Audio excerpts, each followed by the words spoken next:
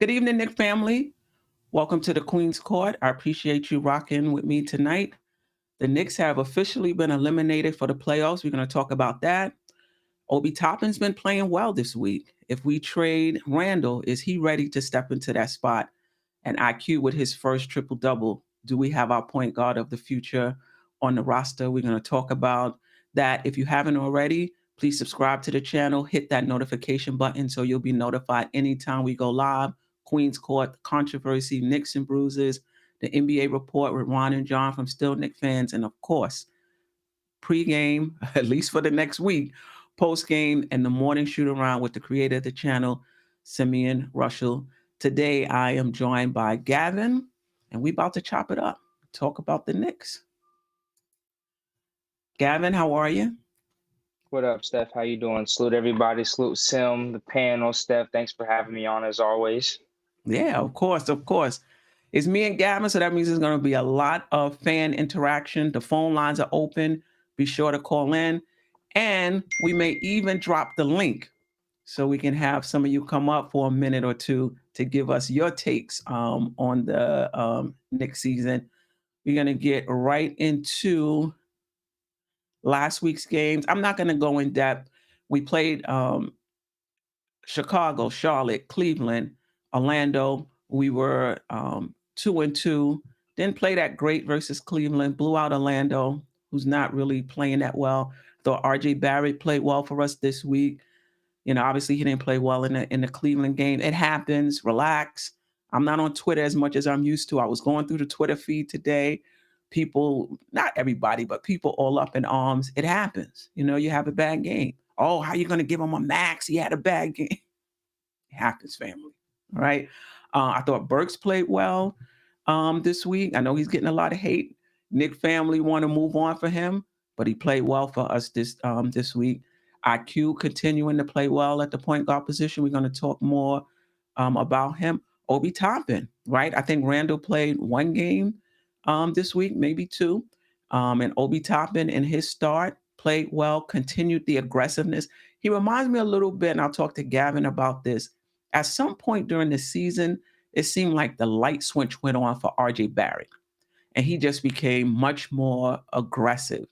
And the same thing happened with Obi. Maybe a week or two back, it seemed like that when he played that 40 minutes, he just seemed more aggressive. And I know people are saying, well, he scored more points because he got 40 minutes. But I think the game before that, he was so aggressive going to the basket, playing with, he usually plays with energy, but his aggressiveness on offense was a little different.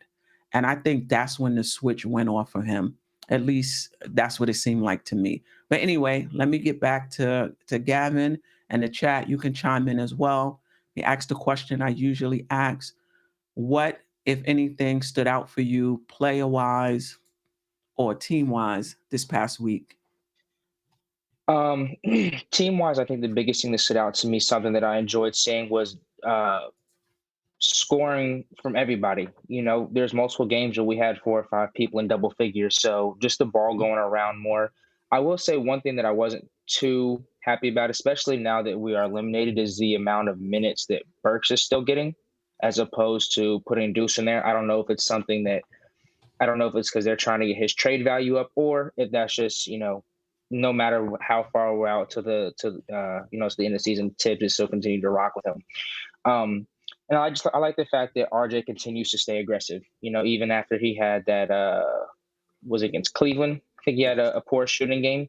Came back, still continues to look for his shot. It doesn't faze him. And I was impressed with IQ's play this week. It seems like finally he's letting the game come to him, instead of, I think, in the beginning part of the season and up until this latter half, it felt like he was trying to do too much. And I just like the fact that he's slowing the game down, letting it come to him. And he seems to be picking his spots a little bit better on the floor. And he's knowing, you know, when to turn it on as a scorer, when I need to facilitate it. So I just think there's a lot of positives from this last week that hopefully will carry over to next season. But the biggest thing that I liked was just the scoring overall from the team, the ball being shared a lot. Yeah. I mean, I think what stood out the most was we got eliminated. officially from the playoffs. That was But inevitable. I think we were just trying to hold on, but right, we was trying to hold on for sure. And just how disappointing the reality of that was. I think another thing that stood out for me was Obi's play. Um, we'll talk about it. We'll talk about it later. But I just thought, like I said, he was more aggressive. I saw a little bit more on offense. Him putting the ball, on the floor more. The 3-point shot is coming along. His defense is still a work in progress, but I saw some positive things from Obi that made me think not necessarily he could fulfill Randall's role as a number one or number two, but that he can give us some positive minutes, some positive minutes at that position. So I like that. IQ continuing to develop. I'm also impressed with IQ's rebounding. I think he had 10 rebounds yeah. last game. Then he had 7 rebounds the game before. So just really his, just being an all around guard. Um, and we'll talk about him as well. And RJ Barrett, just he's so steady. And that's what I always say. Your approach has to be the same. Some games it's going to net you 25, other games you're not going to shoot well, it's going to net you 12, but your approach to the game has to be the same. And that's what I'm seeing from RJ Barrett. And I can't wait to see, next season what happens um, with him. I appreciate the chat. Um, Shout out Jay Boogie, the closer, David L. Sherwin M, who called it at the beginning of the season when we was giving our predictions. I don't know. I think he said 37 wins. Um, so I appreciate you. He said the Queen's Court, slow down on the praise. We are playing teams trying to lose. Um, Tricky Nicky, I will.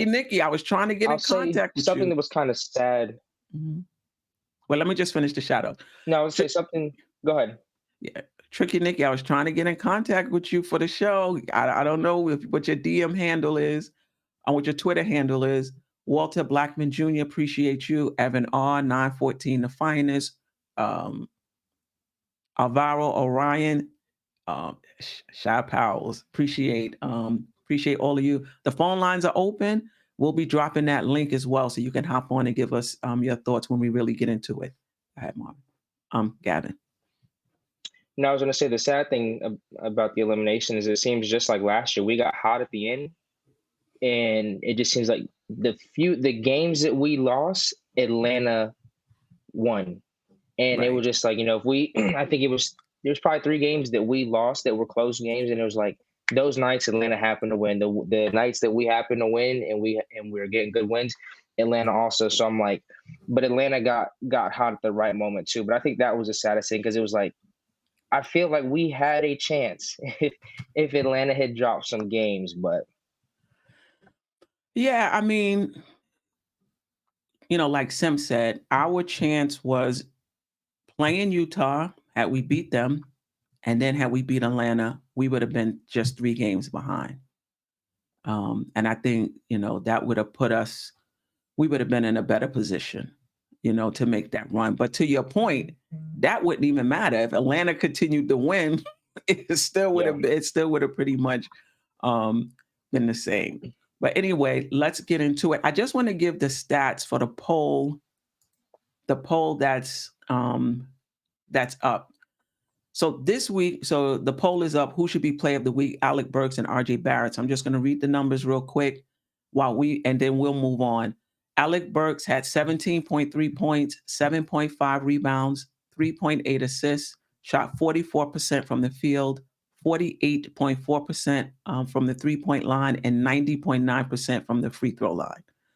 RJ Barrett averaged 23 points, 4.8 rebounds or 5 rebounds, 3.5 assists, shot 40.5% from the field, 36.8% from the 3-point line, and 77.8% from the free throw line. So we'll reveal that later on, depending on what you picked.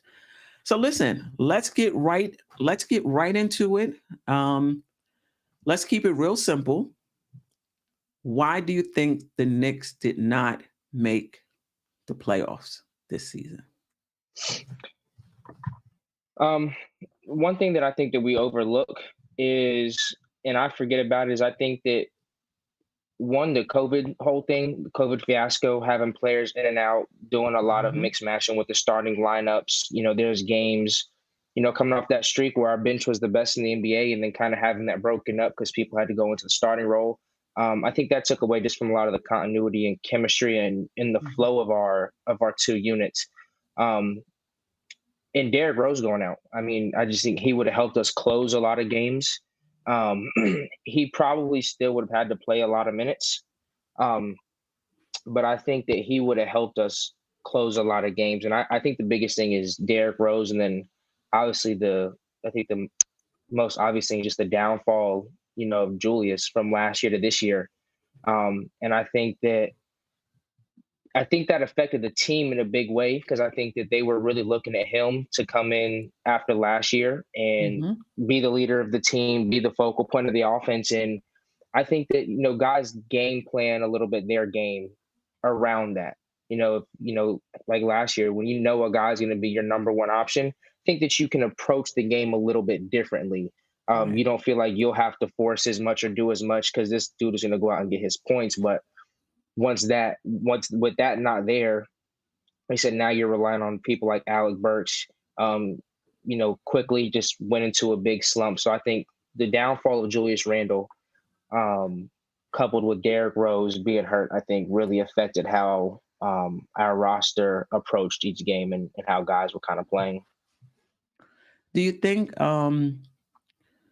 well, I have 2 questions. I'll start with Noel. Do you think Noel being injured, Noel played like 25, 26 games, Rose played like 25, 26 games. Do you think that made a difference or not really? If Rose was here, you think Honestly, we still would have, could have made I it? forgot. I forgot about Nerlens Noel. I forgot Nerlens Noel.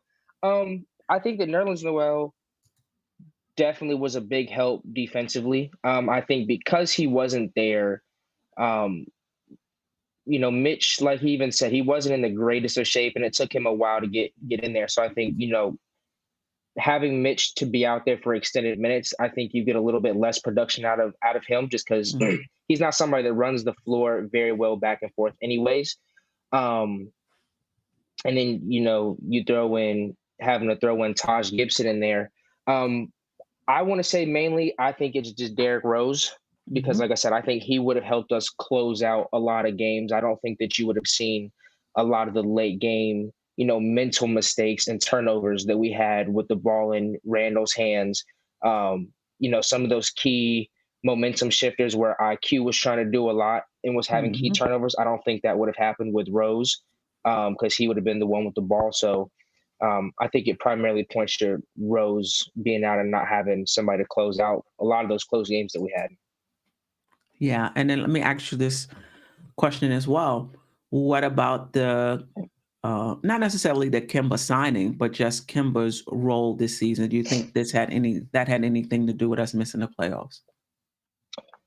I think so, and I kind of pointed to the situation that's going on a little bit with Westbrook in LA. I think the fans think to forget that when you have somebody who's played in a specific role their whole career, in one season you want them to switch up their game immediately, like it just doesn't work like that. Like somebody doesn't go from being a big man just a stepping out shooting threes. So Kimba Right. was always the focal point of offense when he was on the Hornets, and even a little bit when he was with the Celtics. Still he was the focal point of the offense. And I think Mhm, expecting when you have somebody who's going taking 15, 18 shots a game, and now you want him to give you the same production as a third option and probably only taking 5 or 6 shots a game. It's just something that's not realistic. And I just think as fans, we had our expectations were super high, but I don't think that we were aware of the role that he was coming into and him being a third option. Um, but I do think that played a part because we signed him to give us offensive production, but taking him out of his element and out of his role, I think affected him a lot on offense. And like he said, he was like, I've never been in this role before. I'm still trying to learn how to figure this out. right. But I mean, New York, we ain't giving you. It's like we don't want to give you time to figure it out. We want you to come in here and Right. boom, turn it around. So I mean, that was part of, I mean, look how long it took Fournier. Like, I don't think Fournier's ever been a third option. I think on Orlando, he was first or second. Maybe on Boston, he was third, but he was just there for 14 games. But back to Kemba, maybe he would have figured it out, because you're right. You bring up a very good point. Him playing off the ball is very new for him. He was ball dominant in Charlotte. But I'm wondering, those times when he was on the ball and he was playing the point, he seemed to be at his best. And I'm wondering, you know, is that on Tibbs and the coaching staff to perhaps take the ball out of, Randall's hand at the time? Remember, RJ hadn't really popped yet. Take the ball out of Randall's hands and let Kemba run the offense. yeah, I think even Kemba coming in here a little bit, he was like, I'm coming in. Randall had his great year last year. He's looking at him, this is your team. And I don't think Kim was just that type that he's gonna come in and just take you over and and basically boot you to the side. Um, Mm. but I do think it was a problem expecting the offense to go through Randall and then, like I said, still expecting us to let Kemba rock. And I just don't think that the style and the things that we were looking for added up with the pieces that we had on the floor at the same time. I think we had too many ball dominant people on the floor at one time. Um, and like I said, trying to run the offense through Randall, who his basketball IQ and facilitation is not where it is as Kimba. So I think if you had just solely kept the ball in Kimba's hands a lot more, I think that we would have seen a little bit of a different offense. Absolutely. Let me just make this one point before we get to the caller. Absolutely, because Kemba is not going to give you defense, right? It's his offense. So now if he's the fourth option, the third option, he's playing off the ball, he's getting 4 shots, 5 shots a game. There's no way his offense can outweigh his defense in a role like that, right? You needed to put him. Well, I would be curious to see what would have happened had we kept him in the role, because I've seen it a few games where he was kind of handling the ball a bit more. What would have happened had we stayed with that remains to be seen. Caller, you're on the air. What's your name and where you're from? Salute to you, Queen. Salute to you, Gavin. How's it going? This is Reg Caller, out the can you DF. hear me? Yes, can you hear me? All right. Can you I hear guess me? not. Um, Are you able to hear me? yeah. So for me, and a shameless plug, all right. I hope Sim doesn't mind. But I put out Hello? a video on this as well. So if you haven't already, please subscribe to my channel, Dope Soul Sports Talk, where I talked about the Knicks being eliminated from the play-in and the different reasons. So I'll go over some of them here. I think it was just so many different reasons. Gavin, you pointed to Randall not being, I mean, I don't think he needed to be the Randall of last year, but this was too much of a fall, right? I don't think any of us would have got on him if he wasn't second team All NBA, right?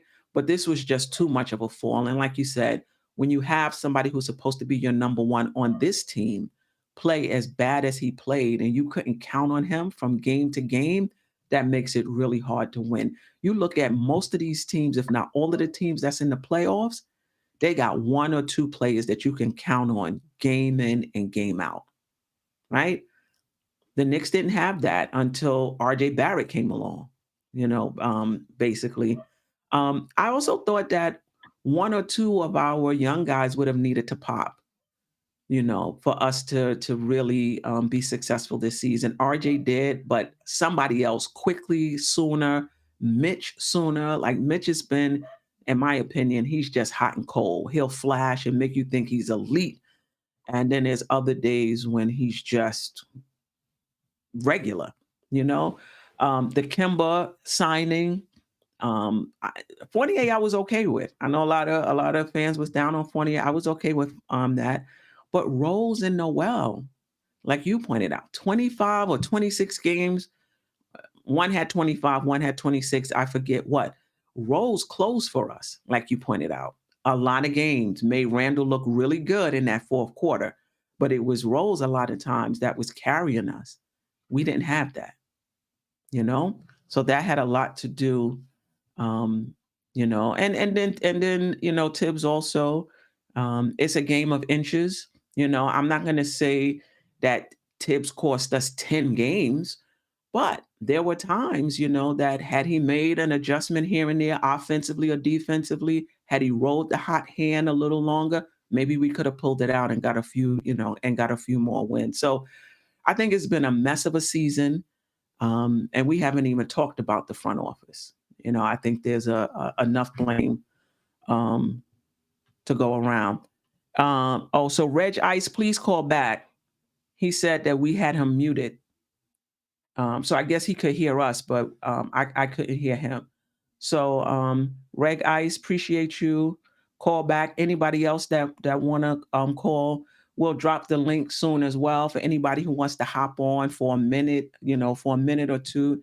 If you feel comfortable giving your take on video, we'll do that as well. Oh, I didn't mean to hit that. Keith Turner, let's get to some of these.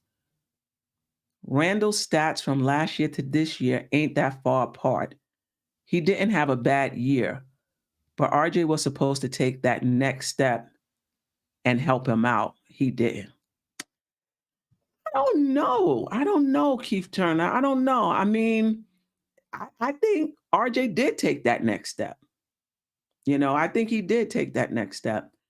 And I've heard this a lot. Randall's number statistically is the same, but it wasn't the same. His game wasn't the same. When he hit those shots, he was a fourth quarter maestro last year. And it wasn't the same, this year. Remember early in the season, he was so uneven. I'm not even talking emotionally. I'm talking game wise. He would take 9 shots one game, 5 shots the next game. His game just wasn't there. And then once you add the emotional component to it. So I think you're right. Statistically, it may not look that different, but efficiency says a lot. And his efficiency from the 3 and 2-point land was really, really it decreased from last year, to say the least. Caller, you're on the air. What's your name and where you're from? Salute, Queen, and Shot Powers calling in. Uh-oh. I think. You hear me? All right. We'll get it together. But we're going to drop that link. So once we drop that link, if you want, you can hop on for a minute or two and you can give your take live. What do you think about Keith Turner comment? I will say that RJ didn't have the hot start. I think in the beginning of the year, like I said, I think it was just everybody was expecting Randall to come in and do his thing from last year, and everybody was looking to compliment him and add on to that, and that didn't happen. And I think that's when you saw the turnaround. I think it was the Christmas Day game, or right before Christmas, and from there on, from the rest of the season, RJ's numbers were pretty steady. And I think that I think RJ got fed up with it a little bit, and he kind of just took it upon himself and was like, "Look, if you're not going to do what you needed to help us win, I think that's the biggest step that RJ took." So, but I will agree. I don't think in the beginning half of the season, to say he didn't give him any help, I wouldn't say that, because I don't think that RJ was playing empty games. I just don't think that the level that he was playing at in the latter half of the season, looking to be a point of emphasis on the offense and really look for his shot a lot more, that wasn't there in half. But I mean, you can argue just the reverse. Once Christmas Day game came after there, you can argue that Randall didn't give RJ any help.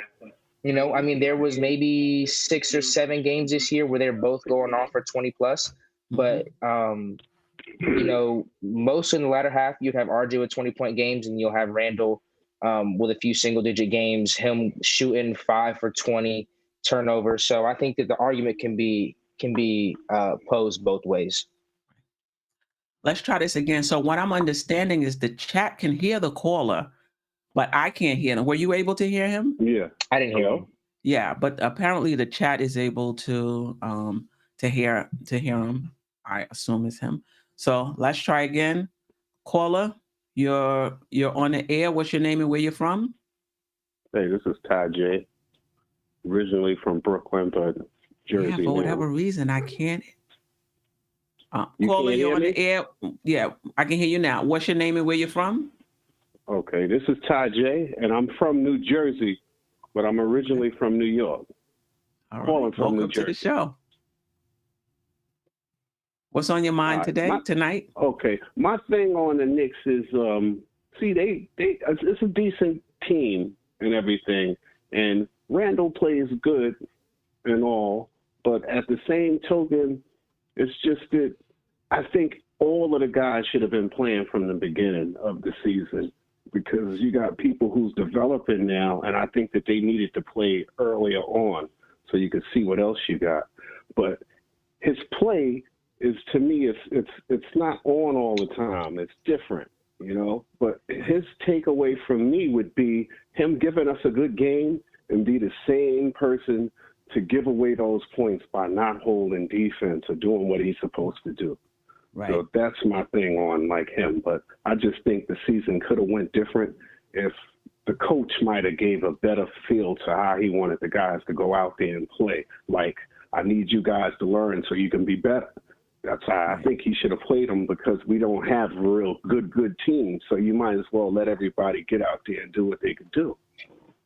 So you would have extended the rotation. So Tibbs played 10. So you're not saying put the younger guys in and take others out. You're saying he should have extended the rotation past 10.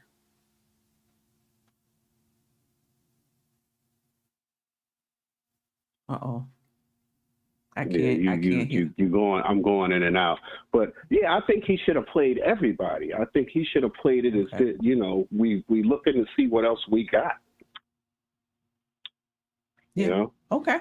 Yeah, a lot of the fan base agrees with you that he should have extended the rotation and played more than 10 guys. And some feel like he should have took some out of the rotation and replaced them with some of those guys. It's up and down with them, but Yeah. Well, call it. I appreciate nice talking to you guys. Appreciate it. Yeah. Be sure to call back. All right. Gavin, you wanted to comment on that? Yeah, see, the thing that I like about, one, hindsight is 2020, right. So we're getting a very small sample size. And when they say play everybody or play the young guys, I think really the only people that really didn't play was Sims until the latter half of this year and Deuce. Other than that, Grimes, Quickly, we're still playing. And then minus Obi. The thing that I do like about what Tibbs does, though, is he forces you to stay ready, and he forces you to stay ready. So, you stay ready so you don't have to get ready. And I think that's a valuable lesson, especially for a lot of the younger players who are coming into the league. I think that a lot of them are seeing success in high school and college, and they're used to being that person. And they just automatically expect, now that I'm getting drafted because of my success last year in the college level, I should automatically come in and get playing time. And it's minus a few people like John Morant or like people on Cleveland where your roster is not that good and you don't have a lot of people that are that much better on you on the roster. Most people who get drafted are coming in and they're going to be bench players. They're not going to see a lot of minutes. I think the thing with Knicks fans is just that when we see how bad Randall played and Obi couldn't get any looks, I would argue that Burks was not terrible this year. And I think that a lot of people treat Alec Burks like he's a scrub. Like, Alec Burks can, like Tibbs says, he's a Swiss Army knife. He can go out there and do everything for you. He's not going to be a consistent 15, 20-point person every night. But one thing that he's not going to do is he's not going to turn the ball over. He is efficient from the free throw line, and he at least knows how to manage the game. And I think just we wanted to throw in Deuce in there, just like the last call said, see what we got. But now it's like, all right, so if we throw these people in here, if we throw Deuce in there, we throw Toppin in there, we throw Sims in there, and they implode or they don't give us what we want, then what's that conversation like? I want to say, oh, Tibbs threw them in there too early, because then you get that can shoot a person's confidence down if you throw them in there and they're not ready, and they go out there and they have bad performances. So I think that Tibbs did a good job with forcing people to stay ready. And I don't think that if it was for the COVID thing, we wouldn't have seen some of these players. And then just being eliminated now, or the inevitable, that we wouldn't see some of these extended minutes of people. Yeah. I mean, yeah. I agree with you. I didn't have a problem with how the rotation was all season. Now, I had a problem with the rotations in games. I thought when a particular lineup was playing well, maybe we should have went with that lineup a little more. If a particular player was playing well, maybe give them a little more minutes. But it takes time to be consistent in this league. Like, we're very excited over what we're seeing from these young guys these past, I don't know, week or two. But next year, like, I was looking at the lineup we had out there against Orlando. Say we trade Randall and we don't do anything else. Say we keep Burks, we keep Fournier. That team is going right to the lottery too.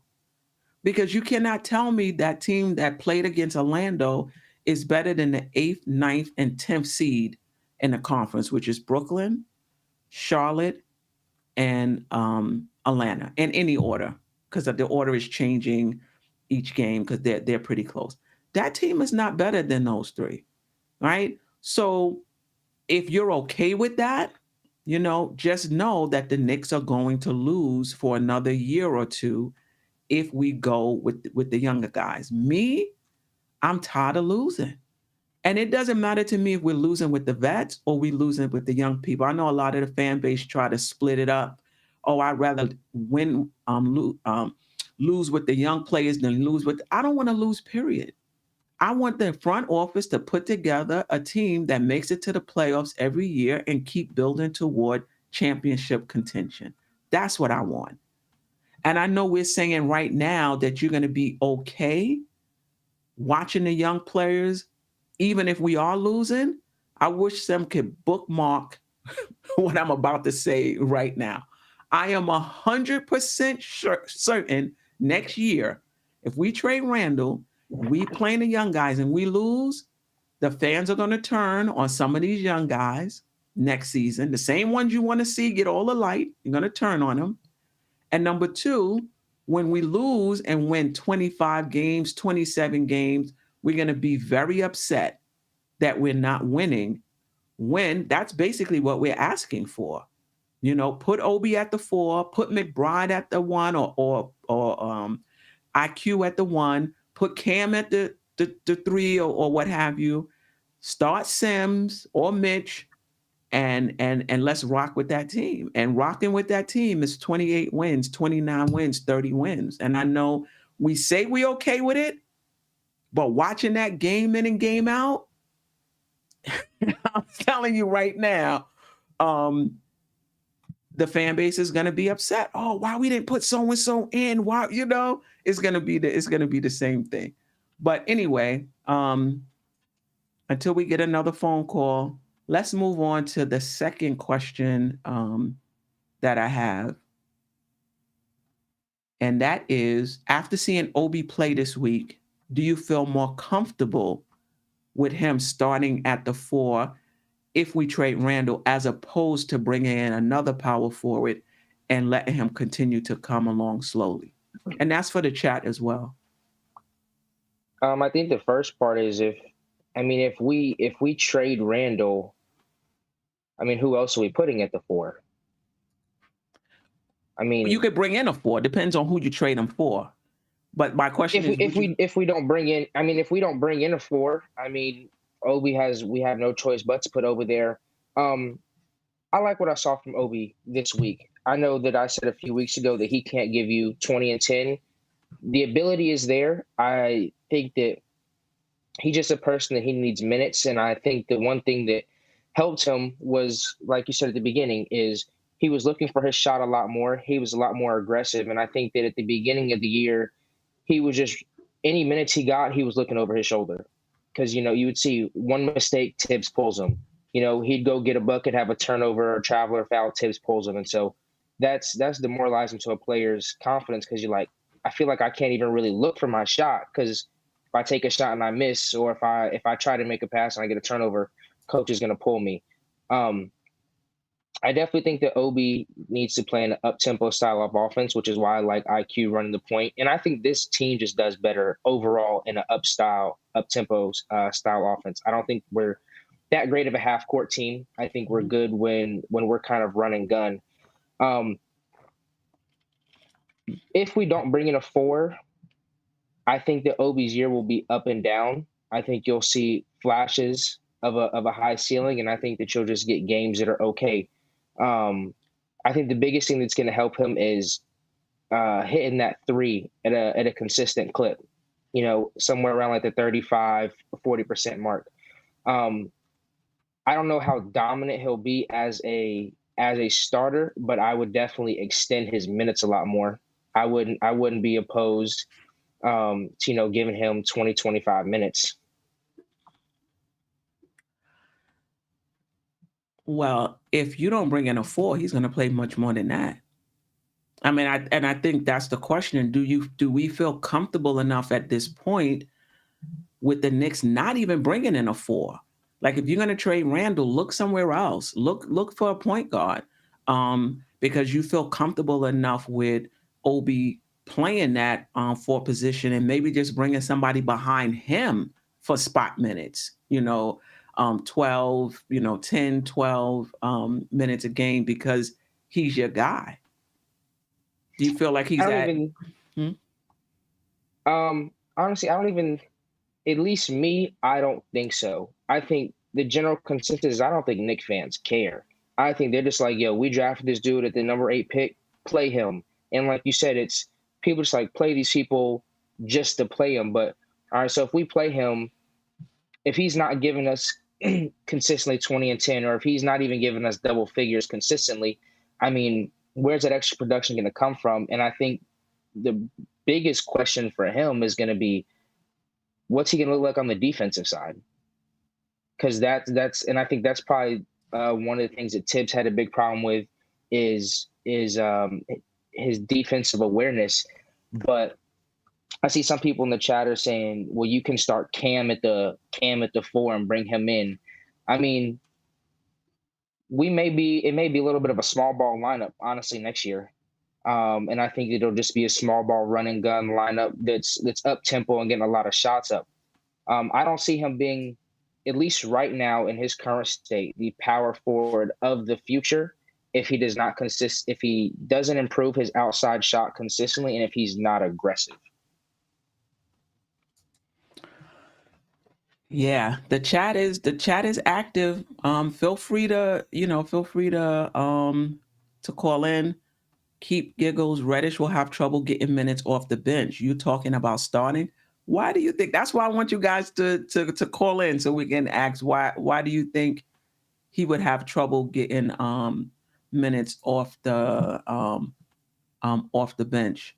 I'd be interested to ask him. So is he saying that right now in the current state that Obi is that much better than Cam Reddish, that, like I said, that he's basically going to be Obi's backup? Because I think that offensively, Cam Reddish gives you a lot more offensively. I think his offensive package is a lot better than Obi's. He breaks defenses down a lot better. They're probably about the same consistently from the 3 or the catch and shoot, but Cam Reddish is way better at creating his own shot than Obi Toppin is, at least right now. So I hope that he calls in, because I'd be interested to see if he's saying that Obi Toppin is that much better than Cam Reddish. Well, I definitely think Cam Reddish has a better skill set than Obi Toppin, but that doesn't necessarily mean he's going to be more effective. And I think one of the things I would have liked, but he got injured, was to see Cam Reddish, and hopefully next season we can over an extended period of time, because that's when you really get a chance to see a player. It's not about their skill set, because the skill set to me is about what you can do. To become a good player, it's about when you do it. And those are the type of players we need. I mean, you saw when we played Atlanta, you saw when we played Utah. Those guys got it done when they needed to get it done. Down the stretch, when we were trying to get back in the game, they hit the big shots to extend the lead. It's when you get it done. So Cam Reddish may have a better skill set than Obi. Doesn't necessarily mean he's going to be a better player if he's up and down, and Obi is steady. I mean, it remains to be seen. But at this point, he definitely has a better offensive package than Obi, without a doubt.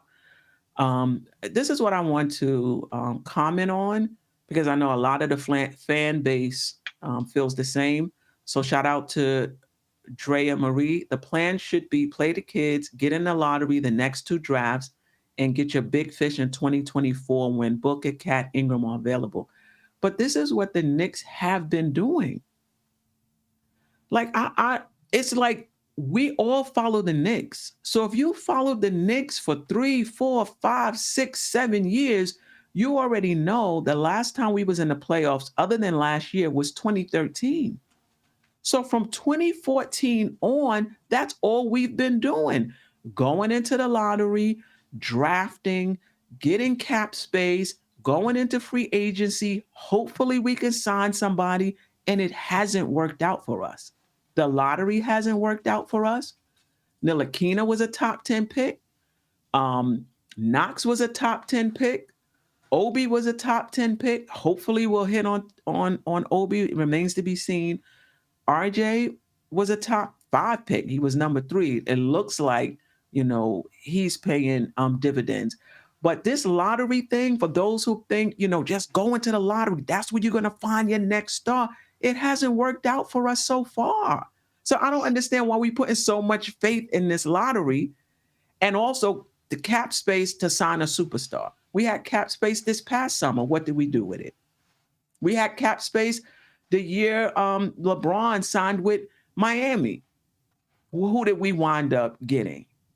You understand? So this lottery free agent thing, I'm not down with it, because I've been seeing this same story, same approach since 2013. It hasn't worked out for us. Gavin? And then like Drea says, getting the lottery the next 2 drafts. Basically, you want us to tank and lose for 2 more seasons. But then my big thing is, so if you're all right, Booker, Cat, Ingram, whoever's available, there is nothing attractive about New York right now. Stars do not want to come play here. We're not that great of an organization from a management standpoint, and somebody that takes care of his players. So, I mean, why would somebody like Booker, Cat, Ingram want to come here?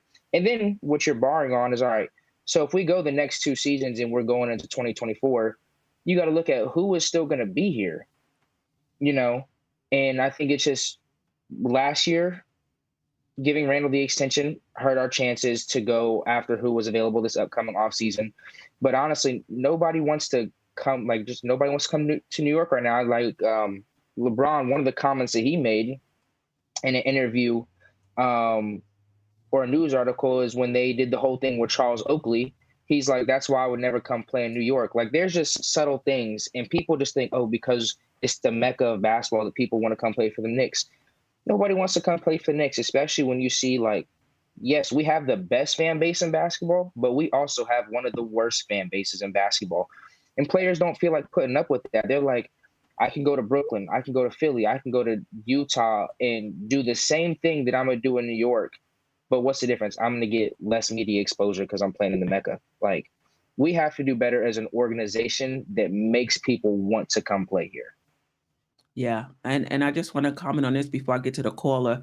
Silver Surfer, because we have a new front office. But this is the same front office last summer when we had, I don't know, 55, 60 million in cap space, who came back with Kemba Walker, who had a chronic knee condition. So I think with the front office, as far as drafting is concerned, I see us turning the corner. As far as free agents are concerned, this front office hasn't proved anything to me yet. We gave New Orleans, we signed him back for 2 years. We signed Burke back for 2 years. We gave Rose 45 million. Like I'm not impressed so far from the free agency point of view when it comes to this front office. But caller, you're on the air. What's Yeah, your I'm name? here. Where you from? Yeah, what's up? My name's Trevor. Welcome to the show. In the chat, my name is Cap Giggles. You called me out. You said to call in, so I kind of spaced out. I don't know. Are we still talking about Cam Reddish or? You can talk talking about about something whoever else? you want to can. talk about. Okay. Yeah, I called in, so there was like a space between. You moved on to another subject, but yeah, I was just talking about Cam because I read another comment that said I don't know what it said, maybe to stardom, and I just because Cam didn't play a lot this season, kind of the way Tibbs operates is he usually takes a while to get adjusted to a new player that comes in to the team. So if he's in the rotation next year, I just don't think that he'll start right away, and I think it'll take a while because he'll make a lot of mistakes. So Tibbs is probably going to do what he did with a lot of the new players this season, just where he kind of, like with Obi, like every time he makes a mistake, he takes him out. So Cam Reddish is going to go through that same thing next year. So I think he'll have a hard time getting minutes, and he definitely won't start. So that's Who it. would That's you all. rather have? You called me out, so I wanted to call in. I appreciate you. We called you out with love because we wanted to. No, I know. Hey, I'm joking around. I'm just a little nervous. I haven't called in before. Oh, So. don't be nervous. I have a question, and then Gavin has a question as well. You don't think he could possibly, in training camp, beat out a Burks for the starting small forward spot, and maybe RJ plays this, small forward. I mean, excuse me, shooting guard. That's a question?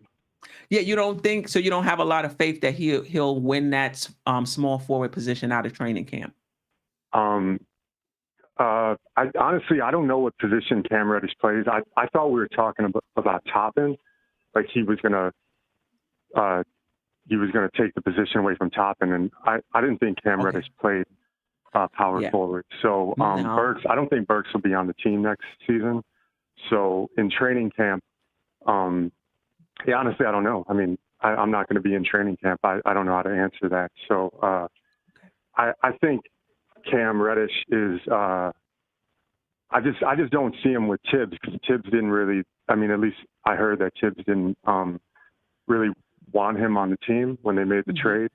So I think that's definitely going to be an issue when it comes to him playing next year. I think if Reddish played more this season, he'd have a better chance of getting minutes next season. Yeah, I agree with you. I don't think he would beat out Obi because Cam plays more small forward. Obi plays more power forward unless we went like small ball 4. So I definitely think if it came down to Obi and Cam at that position, I think Obi would probably get it. But Gavin had a question. Yeah, Kev. I looked back. I saw one of your comments. You said, "Who cares if Obi plays defense?" With Tibbs being a defensive coach, if Obi is being a defensive liability, you don't think that's going to affect his playing time and how Tibbs plays him? Well, see, I've read a lot of the comments that are kind of slandering Obi, and I'm a huge Obi fan, so I didn't really mean that as a slight against Toppin. I think Toppin is a great player. So it kind of reminds me of like when Rose was in his prime, Derrick Rose, he didn't play defense, and Tibbs played him. So if the player is good enough on offense, it'll make up for any defensive struggles that the player might have. That's a good point. But you need to be lights out then on offense, though, like Rose was. Derrick Rose in his prime is different. And so based on that,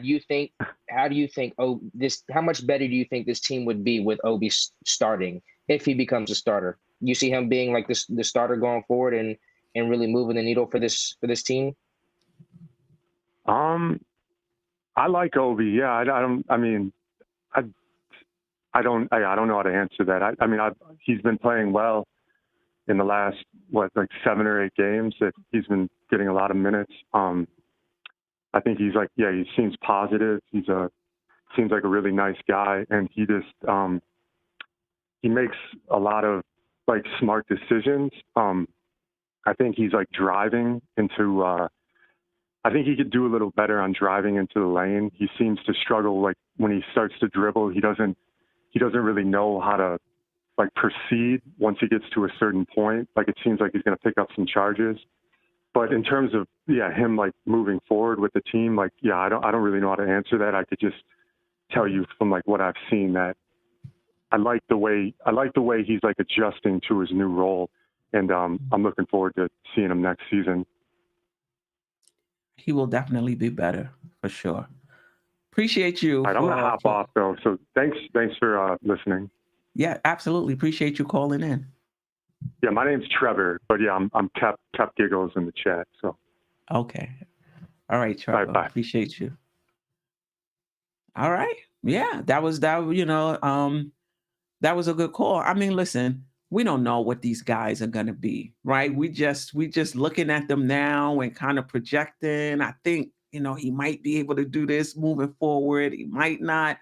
Then as you see them develop more, then you change your tape or double down depending on what you see.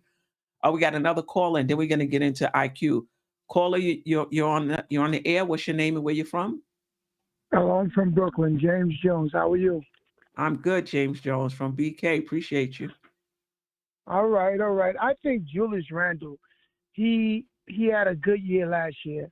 For some reason, he just kind of turned off. I don't know why, but he was strong-minded at one time, and I guess New York got to him once everybody started to come together. I think that if he would have just stuck it out and stayed strong-minded with the team, everybody would have been so much better. He made Barrett better. I mean, Barrett is strong now. The team looks like, they're ready, but he's fallen off, so we can't keep someone like that, they're not keeping their strength up, whereas they can hold it down. But he did it last year. But now I don't see it. Oh, I don't see it either. That's one of the main reasons we didn't make the playoffs, in my opinion. Yeah, I don't see it. I don't see, even if his game plan, to do more passing, he was doing that, the smiling, let them feel that, I'm still here. I'm strong. I can do this. This guy just fell off. I don't know what happened, but something happened to this guy. It's crazy. I don't understand it. And he played so good last year. So whatever that is, I don't think we can keep that. Do you think he can turn it around? To tell you the truth, I think he's done. Okay. All right. I think he's done. I don't think that everybody, really wants to deal with that. You're putting your thumb down and all that type of. Nah. He kind of blew it, to tell you the truth. He's done. Wow. Okay. Yeah. All right. Appreciate you calling in. I want to say one love to all you guys, and you keep up the good work. God bless both of you. All right. And keep it strong. All right. Definitely will. Be safe. Appreciate you. You too. Thanks. All right. Wow. Yeah. He said he cannot turn it around. What do we think, family? I know a lot in this fan base is so through with Randall. They don't even care if if he turns it around. I'm interested in what you think about this. Nikki B from Harlem, appreciate you rocking with us tonight. Rim runners are not rare. Why are people talking like Obi type players can't be replaced? I think Obi is more than a rim runner. What's your thoughts, Gavin? I think in the beginning of the year, that's really all you saw him as. Because, like I said, looking over your shoulder, not taking a lot of shots, but you're also not getting a lot of minutes, so you don't have a chance to get up a lot of shots. I see. I don't know. He's just somebody. To me, at least, he seems he still has to play with a point guard a little bit. I see him more of a rim runner, especially in an up tempo style offense. But like Trevor said, I think Obi has to do a little bit better with driving in and getting into the lane. As of right now, I think he is a rim runner who's going to be stretched out and almost like we see him a lot in the corner as a catch and shoot three. But I think at least where his skill set is replaceable right now. But I think that most people just like him because he brings a lot of energy and he's like a Theo Pinson who plays almost high energy. The Garden seems to love him, but I think that his skill set to me is very easily replaceable. So we got the rim running, 3-point shooting, right? So that's a little more than a rim runner, right? If you can hit the 3-point shot. A little bit right now, but he's showing that maybe he'll get better at that as the years go on. And what about him? The times that we've seen him, doesn't happen a lot. Put the ball on the floor, drive into the key. You don't think that could become a regular part of his game?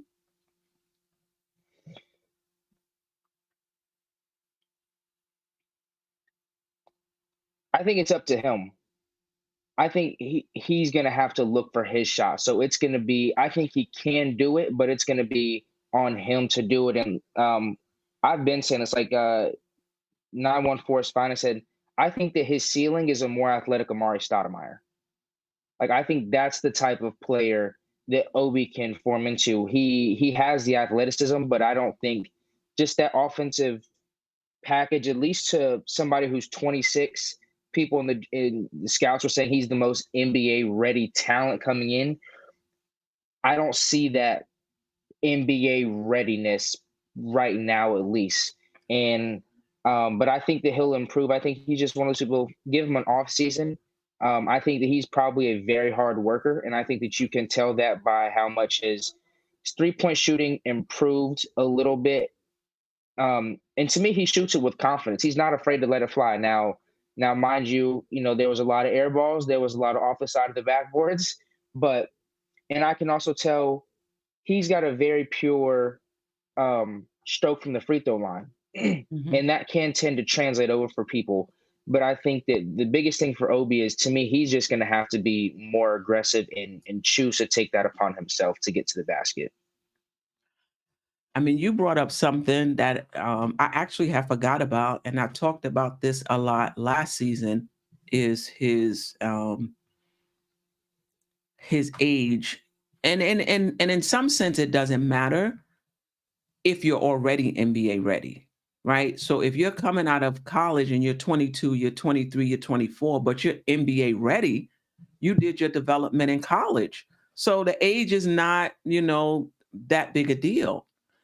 But when you come out at age 22 and 23 and you need the same development as a 18 and 19-year-old, now you're taking years to get up to speed. And by the time you get up to speed, now you're 26 and now you 27. So that is a very good point. I forgot all about that. I mean, if he can put it all together next season, he can be a complete player. But can he do that in one season, where you playing with energy, you're running the fast break, you can dunk, but then in a half court game, you can hit the three. And a half court game, when you get the ball and they close out on you when you're taking the three, you could put the ball on the floor and take it into the lane. If he can do that, he would have a much more complete game than just being a rim runner, right? So I see elements of that. I see that possibility. The question is, how fast and how good can he be at it? Right now, somebody put in the chat, I haven't checked this lately, that he's shooting 25% from three. At one point in the season, he was shooting like 11 or 18%, right? But yeah, I think that in order for him to be, if Tibbs is the coach next year, let's put it this way. If Tibbs is the coach next year and we trade Randall and Obi is in that starting lineup, at the pace that we play, unless something changes, his 3-point shot is going to have to be on point. His ability to get into the lane when they close out on that three is going to have to be on point. And I don't know if he can ever become strong enough to be able to hold his own in the post. Right? I think that's something that Kerry Cox said. He said that he plays the game soft a little bit. Really? I mean, he's not that. Wow. He's not that. Like what Kerry Cox say? He said, you know, when have you seen Obi crash the boards and immediately look to go back up? You know, he's like, and point guards are dying him getting into the hole. I can see a little bit how physically he plays the game a little soft, but I don't think he's not that big of a dude either. Anyway, so he doesn't seem that strong. I think for him, it's just going to be mentally, do I want to go out there and go get a bucket and not worry about, you know, makes or misses, and, you know, I'm not worried about, are my minutes going to be reduced? Am I going to get pulled if I take a bad shot? Okay. All right. I mean, yeah, I hear that. This is a good point. Amari was an all-star with less skills than Obi Sealant. And that's what I'm saying. You could talk about skill set. You can have a limited skill set and be elite at what you do. But also got to keep in mind, Amari played in a system that took advantage of that skill set. And Obi, if he's going to play in Tibbs' offense, he's going to have to develop more than just being able to run the court in order to be effective, because we play such a half-court game. All right. Enough of Obi. This is my next question for the chat as well. And then we're going to get to the poll. After seeing IQ come on late in the season, right? His playmaking has gotten better. His rebounding has gotten better. He's actually shooting better, right? These past 2-3 weeks of the season. Do we have our point guard of the future? Or do you still think the Knicks need to bring, like I said, the same thing with Obi, the Knicks need to bring in a point guard and allow IQ to continue to develop at a slower pace? I'm going to let you go first on this one. I think the Knicks need to bring it. Well, I mean, if you guys haven't figured it out already, it's hard for me to get excited over young guys, you know, real excited. Like, I can see the development, I can see the improvement, but it's hard for me to really get excited until they arrive, you know, because I've seen so many players ascend, flatten out, ascend, flatten out. So I try not to get too excited until I see it over an extended period of time. And I'm all for players that can give it to you game in and game out. And we don't have a lot of those on the roster.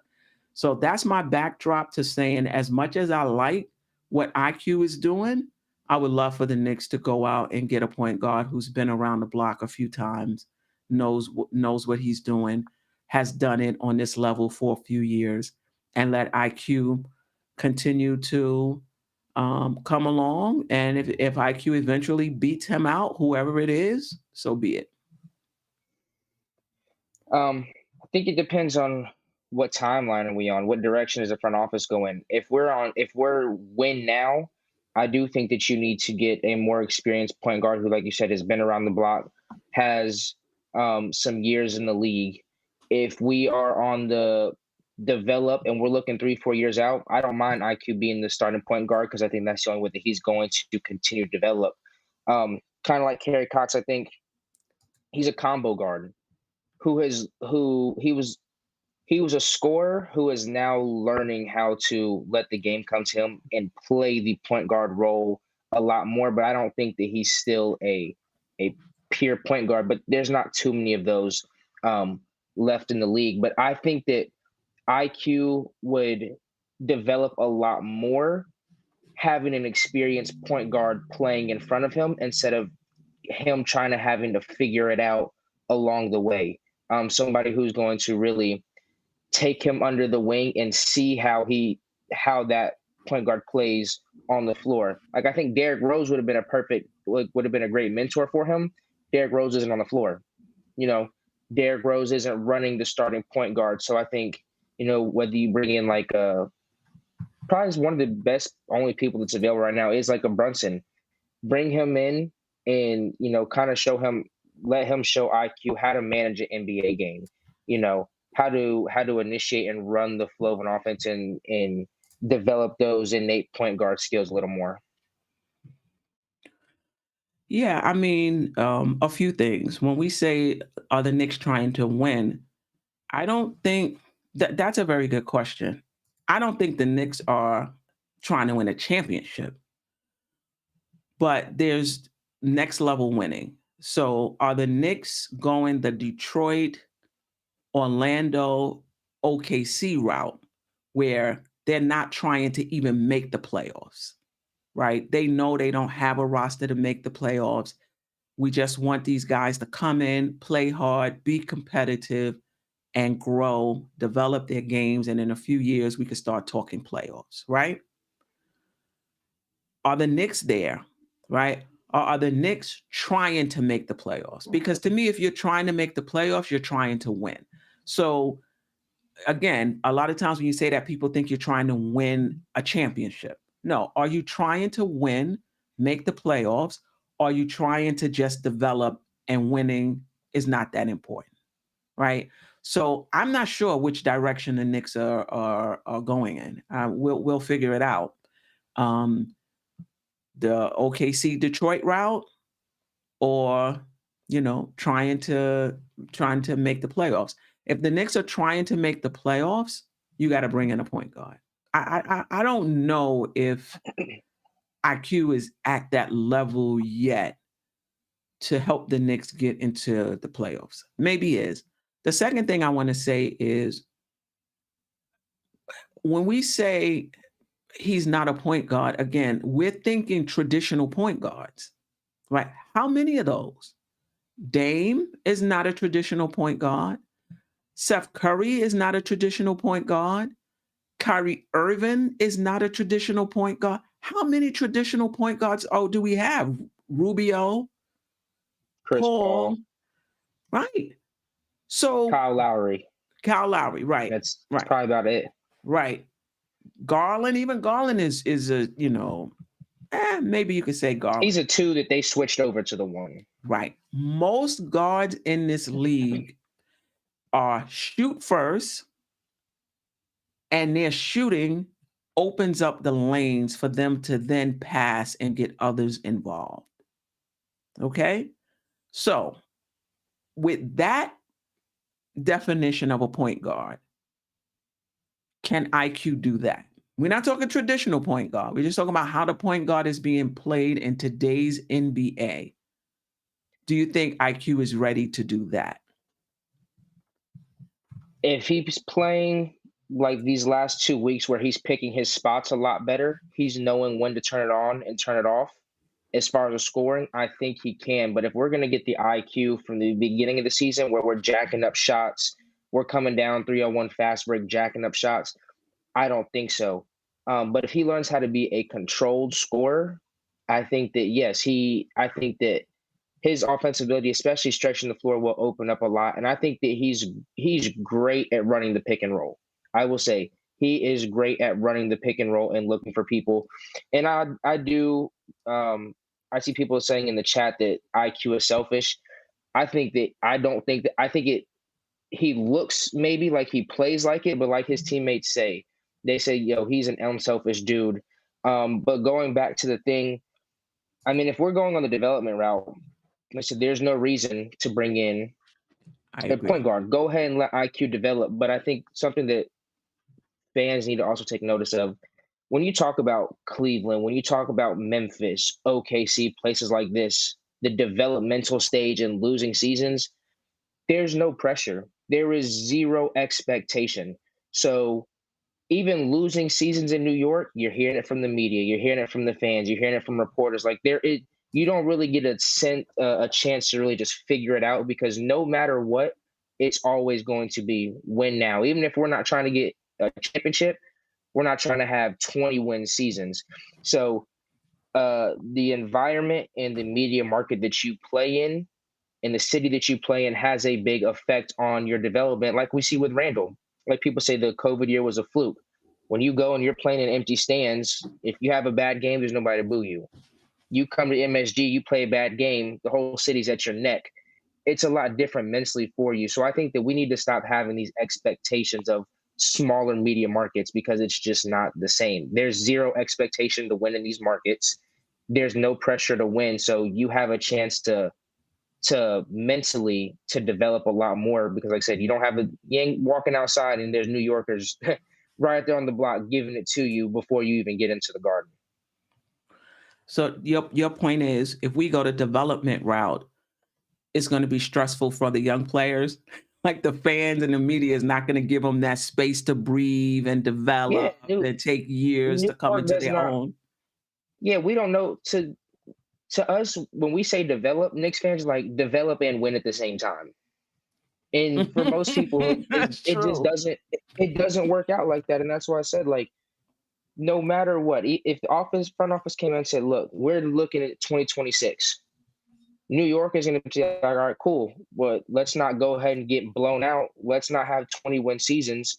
So I said, just New York doesn't understand what development is, and realizing that you're going to be down in the trenches, which we have been for a while, and you still see the pressure that the media is still putting on. The fans are still on it. And like to your point earlier, people are saying, let's just lose with the young guys. Let's tank. Losing is still losing. And like you said, it turns into, at some point, fans are going to turn on somebody. So if we go the IQ development route and we go to losing seasons, they're going to be, IQ's not it. He's jacking up too much. He's not looking for his team enough. I said New York is, and that's why they say not everybody can play in New York. But if you can make it here, you can play anywhere. Yeah. The other thing I want to say, and we haven't talked about him a lot, if at all, is what does Dolan want? Does Dolan want 3 or 4 more years of development when that's all he's seen since the last time we made since 2013, other than last year? Remember this: when Fizdale was hired, the thought was that there was no pressure for him to win. Just develop the young guys. And I don't care what anybody says. You can say whatever you want to say about Fizdale as a coach. Him and the front office was lockstep in, don't worry about winning, just try to develop. Because there were certain things that he did down the stretch of games that had nothing to do with winning.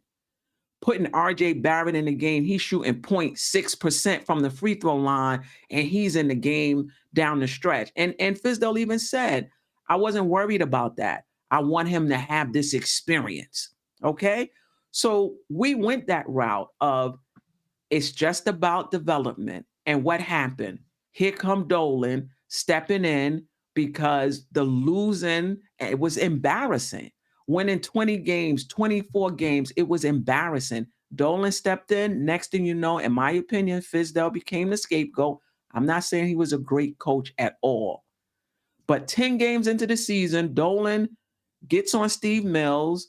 They got to have this press conference. The next thing you know, they throw in Fizdale all kinds of shade, and he's out the door. You cannot tell me that Dolan brought this front office in to develop for 2 and 3 and 4 and 5 more years. I don't believe it. I don't believe it. And I mean, that goes back to, like somebody said, with Dolan, with him, like you said, the years that he's been here, just seeing nothing but losing, losing, losing.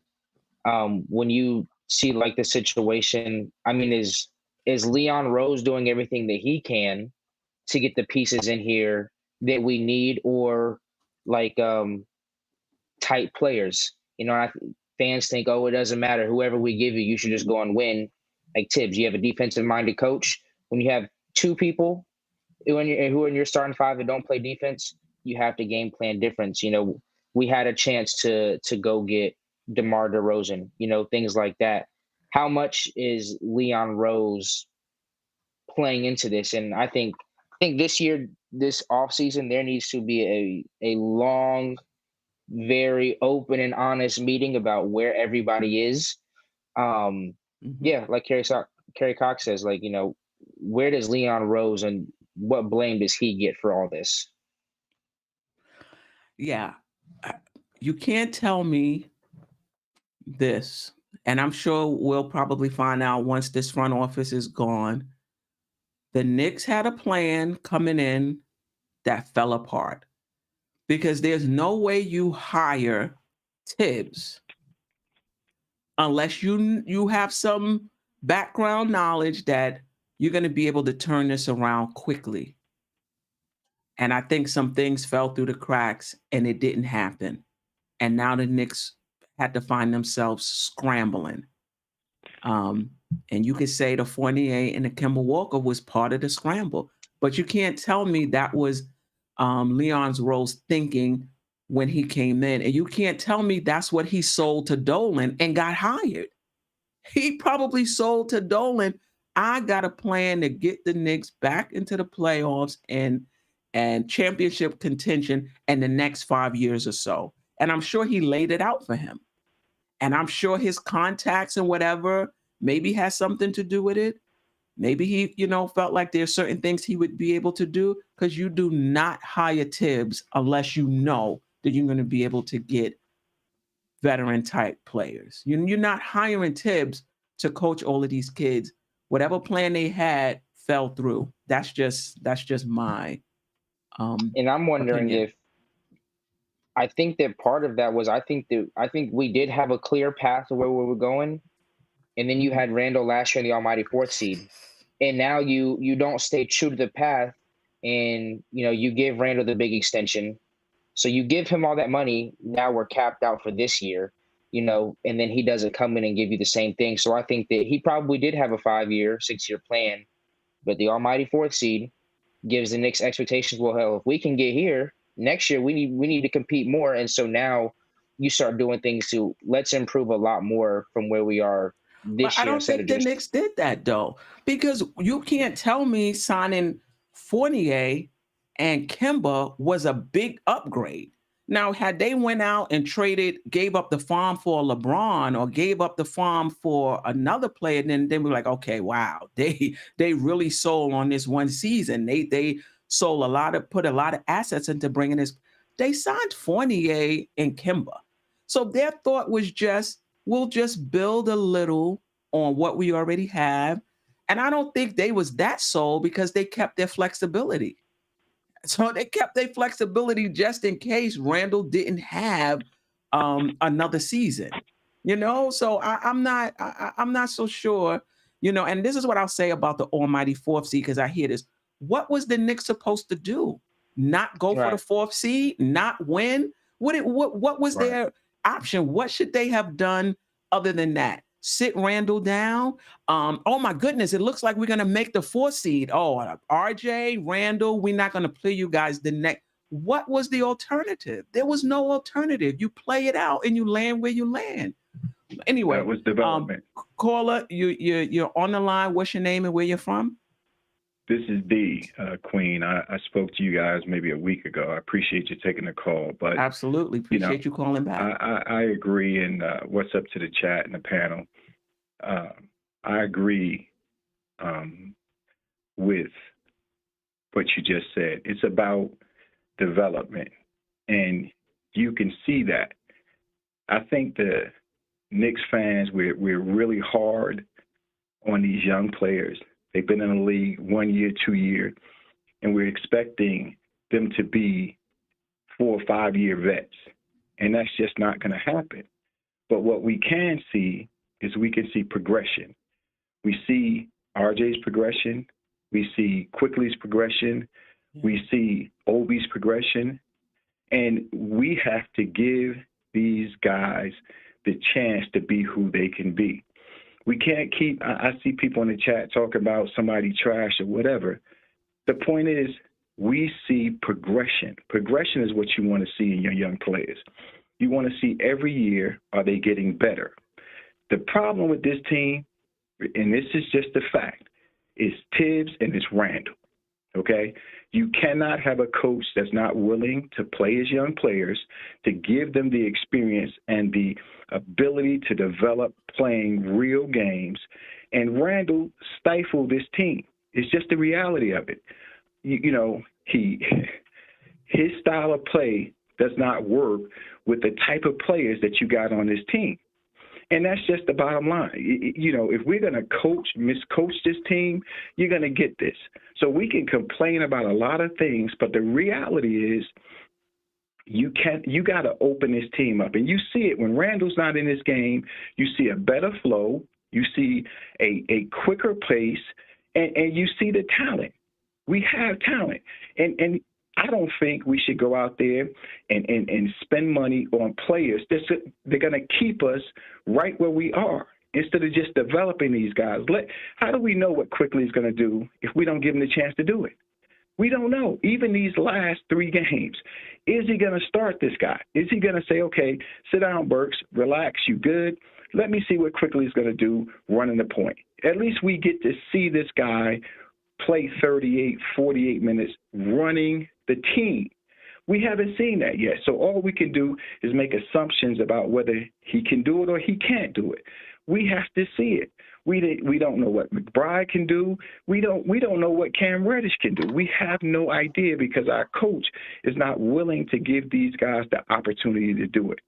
So you got to take away some of those things that was prohibiting him or helping him from not making these proper decisions. So you got to take Randall out the equation.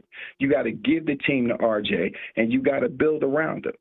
The thing that I'm telling you guys, if we lose Mitch, it's going to hurt us tremendously. I don't care what nobody say. This guy is a championship quality center. The rebounds we can't lose him. We may lose him, but we should not lose him. 2, I think the only thing we need to do in the offseason, if we really have to, is get Colin Sexton. We need a point guard that can bail us out when we late in the clock. We need somebody that can drive, that can shoot, and has the ability to run the team a little bit. We got a lot of players that can give you assists. We don't need a dominant point guard. We need somebody that complements this team. And I think Colin Sexton is the person, and we'll get him way cheaper than Brunson. He's a better player than Brunson. So what are we doing? On what you need. If you're looking for somebody to score, yes. If you're looking for somebody to lead a team, I don't think so. And he's coming off injury.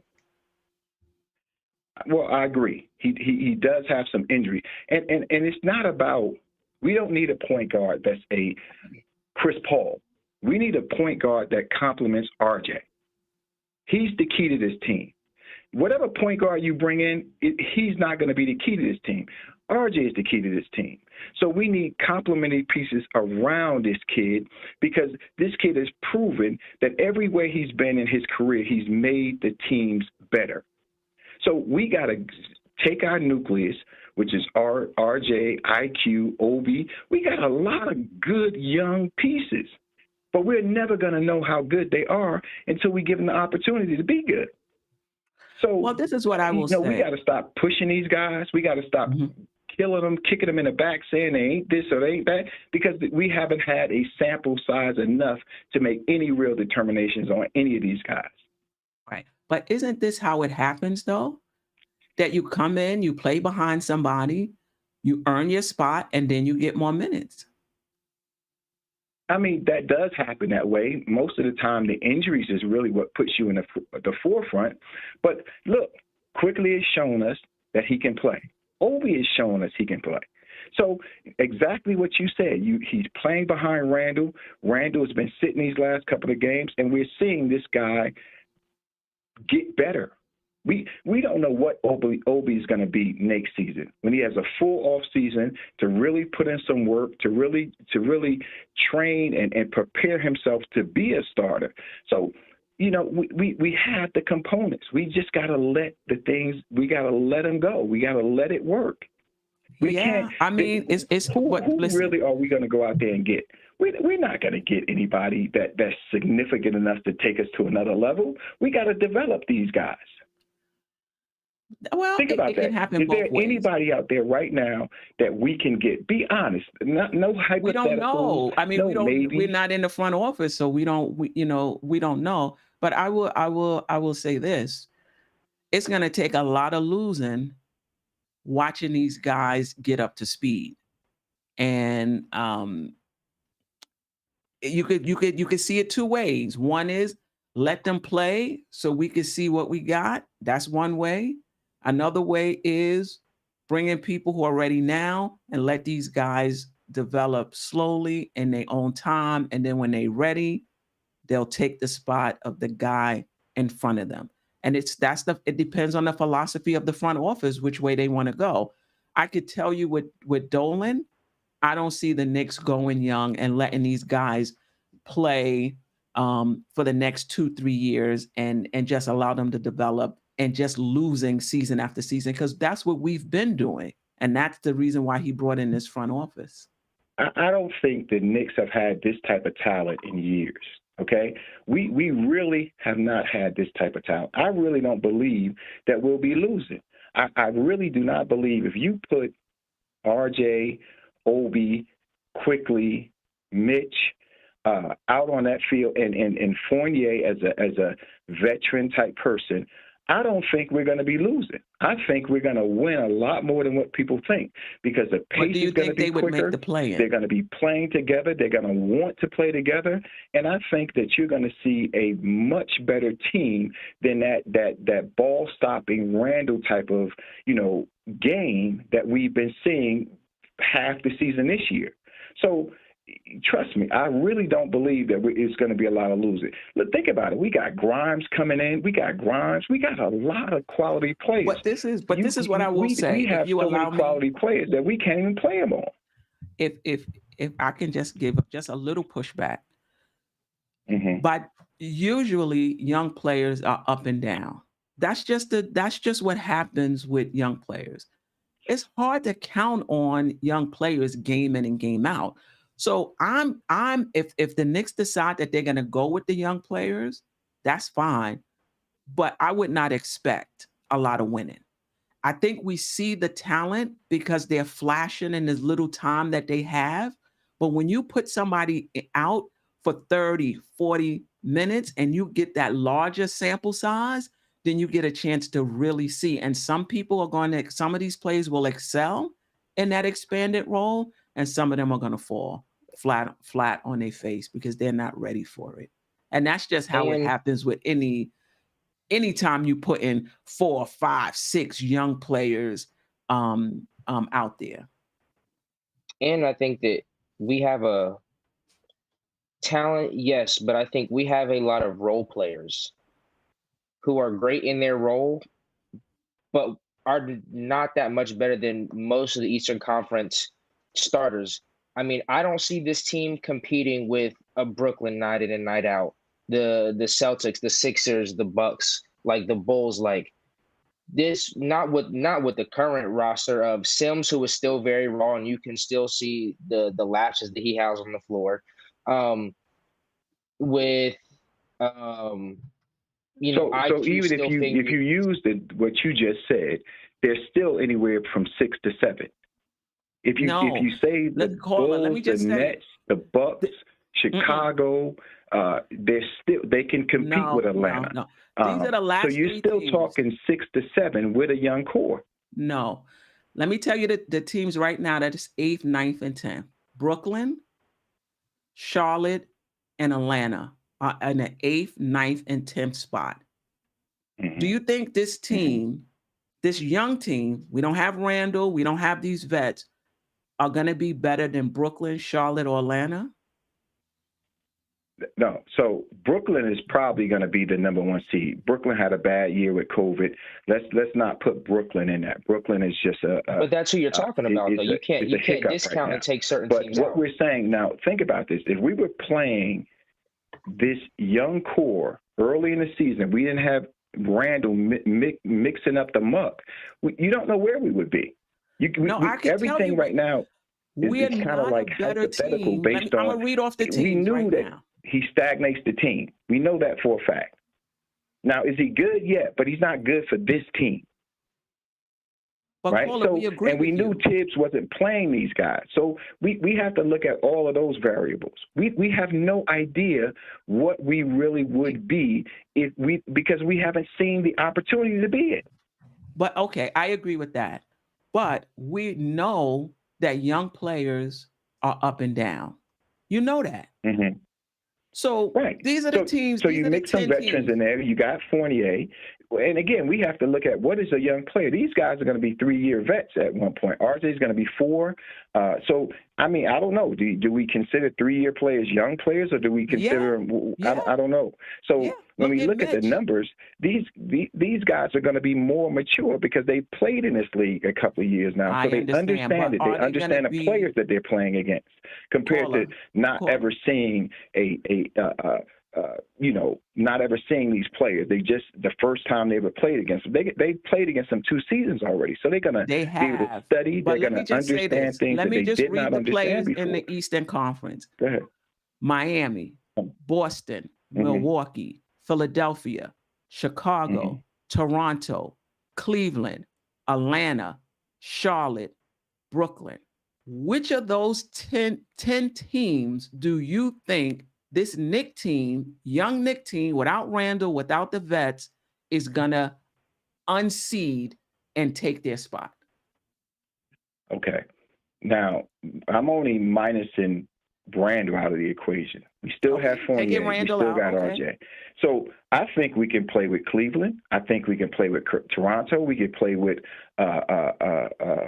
Charlotte. We can play with these guys. We're not talking we've about proven playing that with. this year. Which We may not have one- won, but we've proven it. But again, the factor in all those games is Randall was in the mix at that point. We weren't playing these young guys. Caller, So what's your name again? Go ahead. What's your name again? I'm sorry. It's Dennis. It's D. Yeah, D. It's not who we can play with.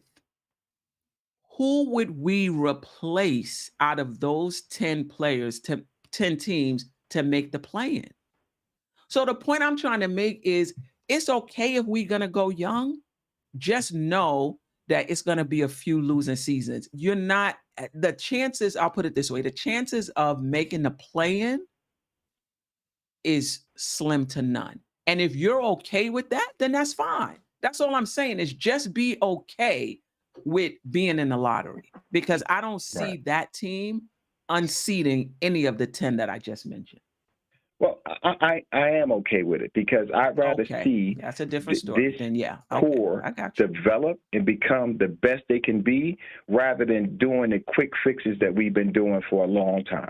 We've been adding these, we go in there, we get these high-priced players, and it really doesn't make us better. I can see that we haven't done anything that's taken us to the next level. When we brought Carmelo in, I love Carmelo.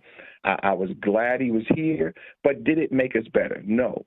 So we got to develop into be a championship team. We cannot say, okay, we're going to add this piece or that piece.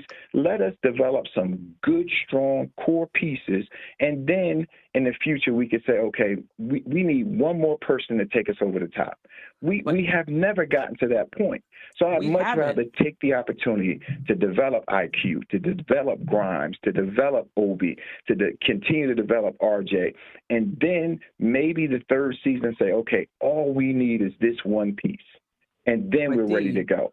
But if we keep trying to do these quick fixes, we'll get better, but we're never going to be championship level.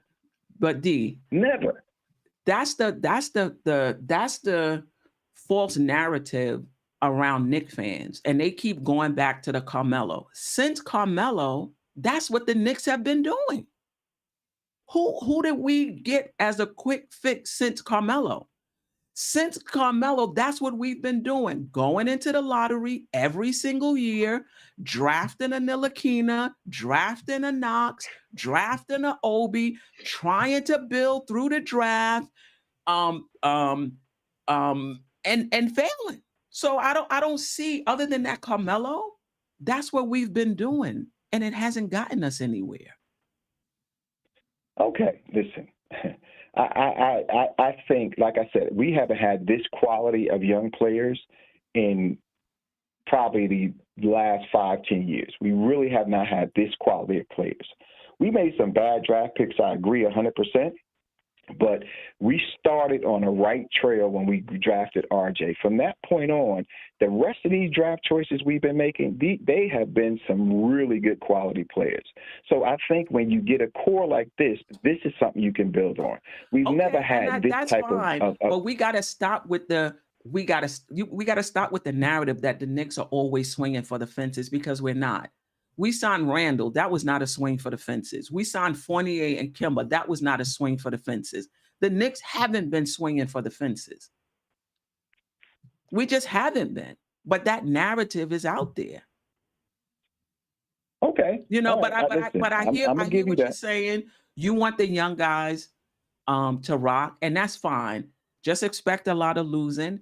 And I just don't think that's the direction Dolan wants to go in. I don't think he brought in a front office because this is what we've been doing, and it hasn't been working. But I hear you. I appreciate you though. I appreciate you, D, calling in. All right.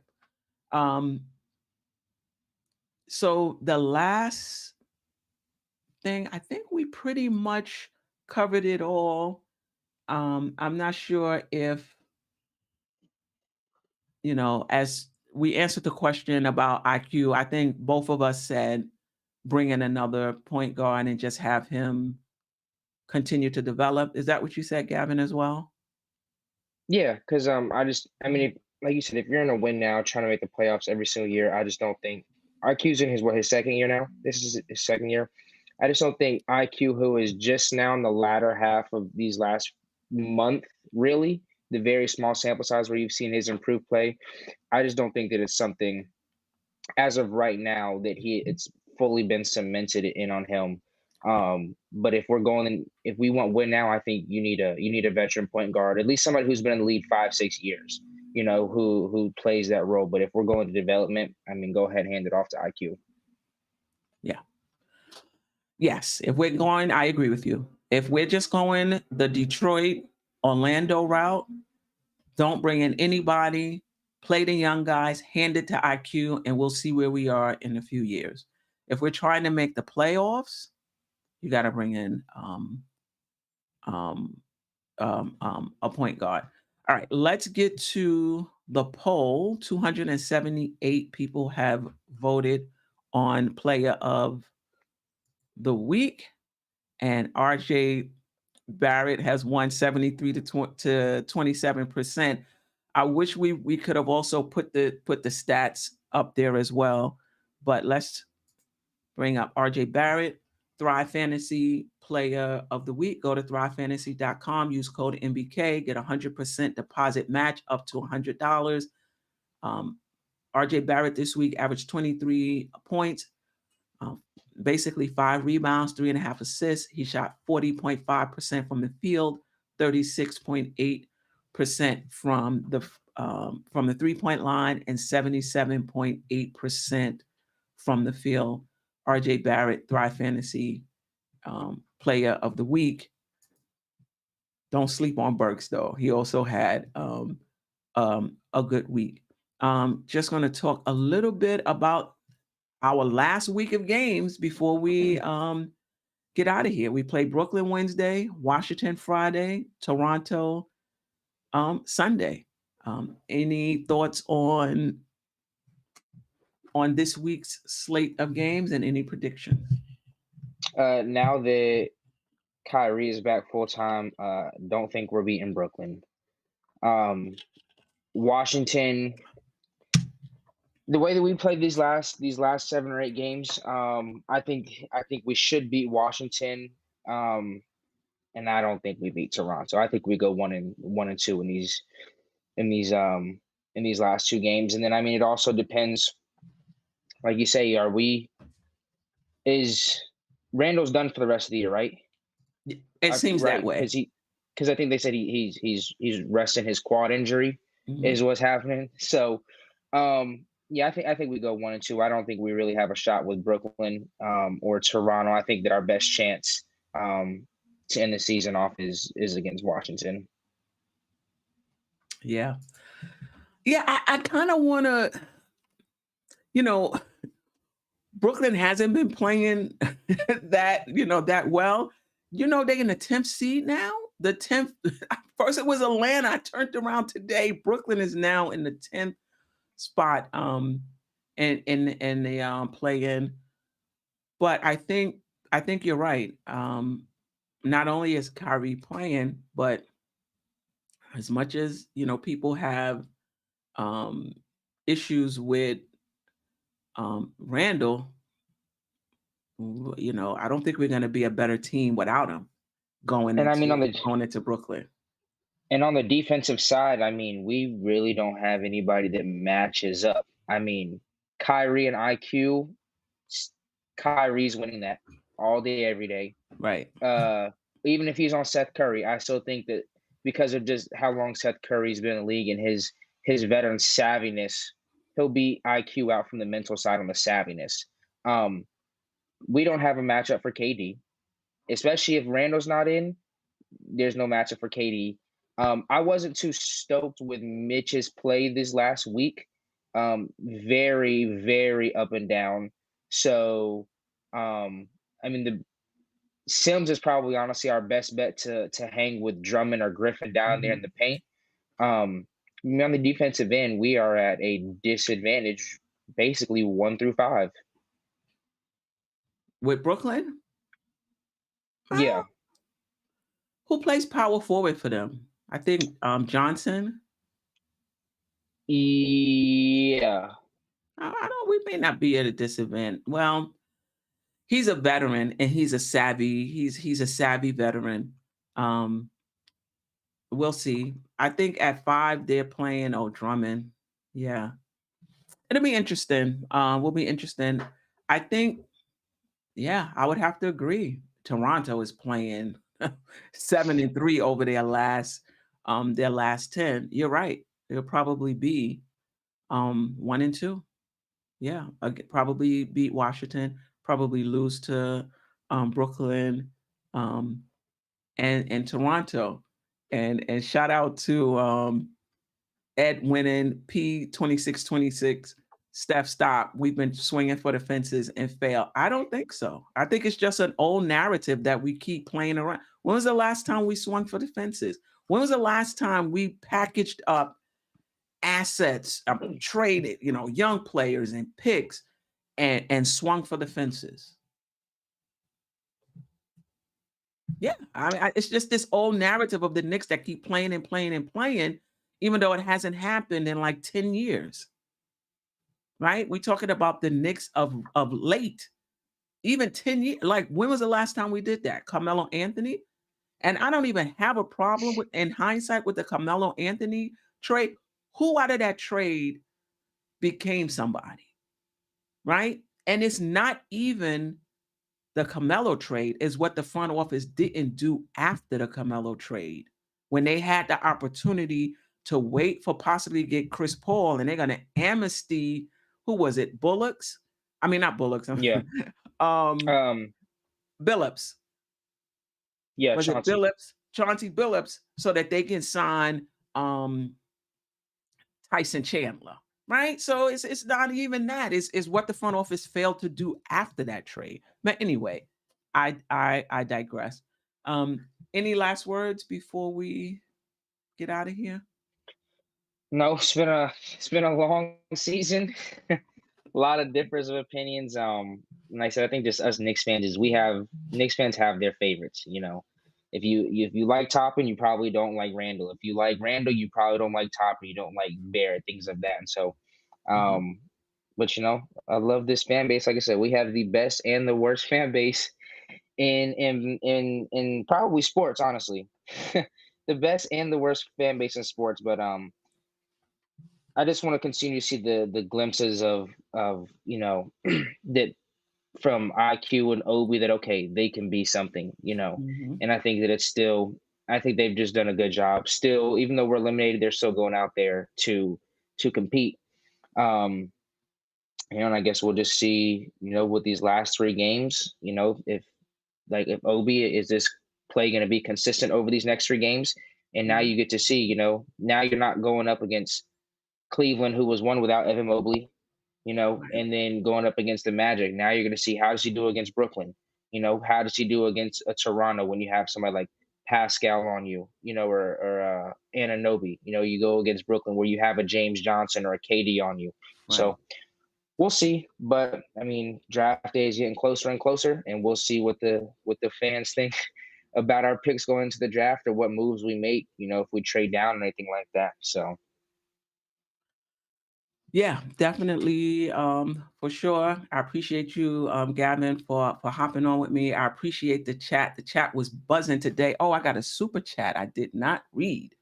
Nikki B from Harlem, I appreciate you. I don't see how RJ had a good year and Randall had a bad one when RJ's numbers are worse. How can RJ earn a max extension with the same efficiency? I wish I would have read this earlier, Nikki B, because I don't understand when you said RJ's numbers are worse. Worse than last year?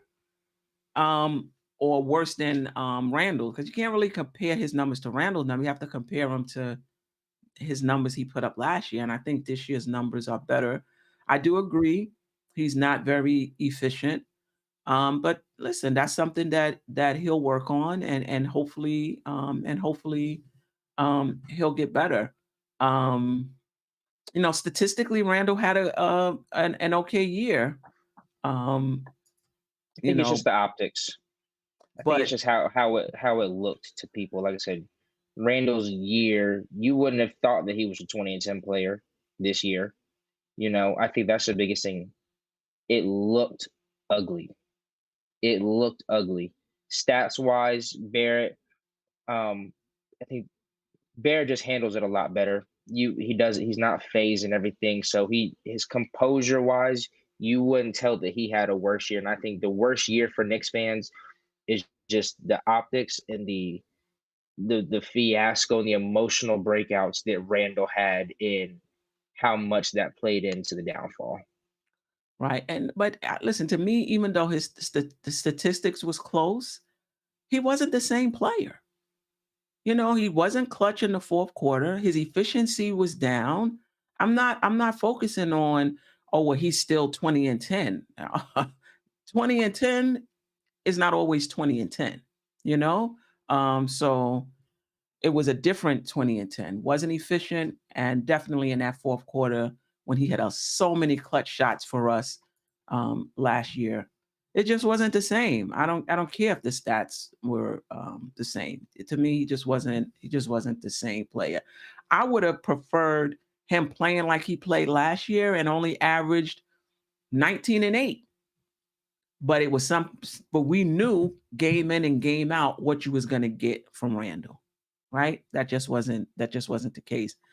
Family, I appreciate you for rocking with us. If you get that opportunity, I meant to drop the link, but go to Dope Soul Sports Talk, subscribe to the channel. I'll be going live probably as soon as next week. If you haven't already, please subscribe to this channel, Nothing But Knicks. Hit that notification button so you'll know whenever we go live, which will be a lot in this off season. We got a lot for you. Shout out to Still Nick fans. Um, Ron, thanking me for participating on your show tonight. And like we said, the player of the week was RJ Barrett. And we read off those stats. Family, I'll be back Wednesday with Tony Crow for the crossover. And again, talk about this, what I like to call mess of a season. Appreciate you all. I'm out.